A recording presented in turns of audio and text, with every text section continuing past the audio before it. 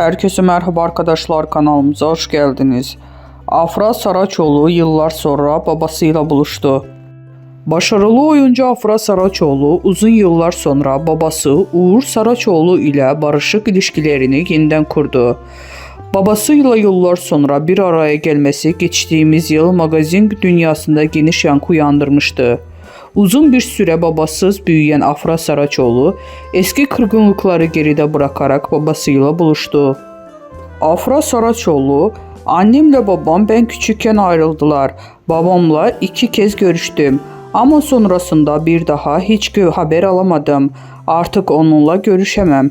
Çünkü üzerimde hiçbir emeği yok. Babasız büyümeyin en iyisini ben bilirim." Bu açıklamalardan sonra Saraçoğlu'nun babasıyla olan uzak ilişkisini gözler önüne sermişti.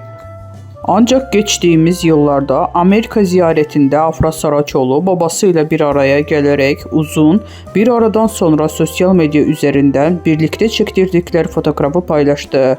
Bu barışma takipçileri tarafından olumlu bir şekilde karşılanmıştı.